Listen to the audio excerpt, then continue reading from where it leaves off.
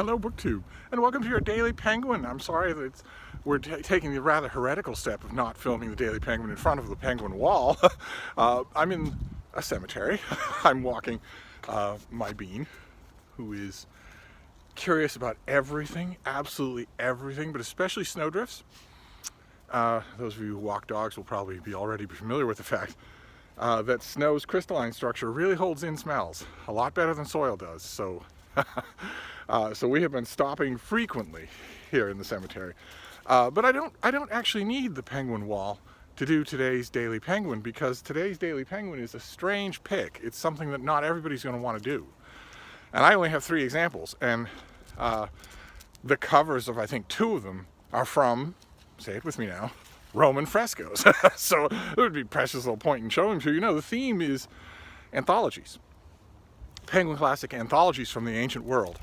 They do them, of course, for all time periods and all literatures, and they do a lot more for the ancient world than I actually have, for fairly obvious reasons, right? If you're doing an anthology and showing me excerpts from authors that you also publish the complete works, I'm going to choose that instead. The 3 that I had in mind were 2 by the classicist Michael Grant, who's come up on this channel before. He did an anthology of Roman literature and an anthology of Latin literature. And they're both very good, but they're both very similar. They excerpt major authors in short bits. So you'll have a bit of Ovid, a bit of Terence, a bit of Juvenal or Tacitus or whatever. And the same thing with his Greek anthology. They're very, very good introductions, but I imagine that they are the kind of Penguin classic that was made specifically for schools. So his introduction, his notes have some interest to me. I sometimes go back to them, but not enough for me to recommend them over a volume dedicated to each of those authors. Far more useful, far more interesting are the Penguin Classic anthologies of bits and pieces from authors from whom all we have are bits and pieces. And that would apply very much to the 3rd anthology that I was going to show you, which is an older work. It's actually a classic work. It's from centuries ago. It's called the Greek Anthology. And it collects just that.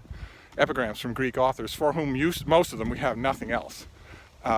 And years and years ago, I don't know if they do it anymore, but years and years ago, Penguin did a trade paperback classic edition of the Greek Anthology with a great introduction, great notes, authoritatively meshing together all of the different variations on that kind of thing that were done in the Byzantine Empire, so that you get really the choicest bits from all of that epigram anthologizing tradition. So it's rather niche. I just happen to have a copy and I don't ever look at it, so it wouldn't have been a strong recommendation. Actually, none of these 3 would be a strong recommendation. The Michael Grant Latin volume, the Roman literature volume, would be the strongest recommendation, just because sometimes these Roman authors can look rather intimidating in their whole bodies of work. And Grant is as I mentioned before, he's a really good popularizer, a really good explainer, and really good at demystifying. He's really good at taking august block of granite authors like Tacitus and making them unintimidating. So his collection of Roman excerpts might be worth your time, but only if you're determined to go that route instead of reading the whole of the authors, the whole of Ovid, or a big work of Livy or Tacitus or something like that. So if you're determined to do that, his anthology is a good one. But otherwise, that's going to be your Daily Penguin for today. It's just the lure of Penguin anthologies, which is sort of limited. They do others. Frida is obsessed by a trio of dogs. Penguin does others, but this has always been my philosophy. Really, it's always been my outlook on literary anthologies of all kinds is I'd rather deep dive. So I don't have many of them to show you.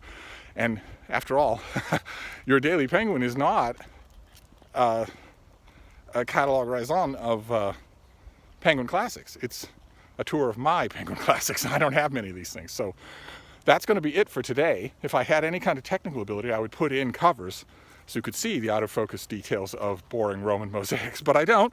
So this is going to be it. Another video from the cemetery. on a lovely day, I probably don't really need this hat. And we'll be back to single authors tomorrow. So I'll see you then.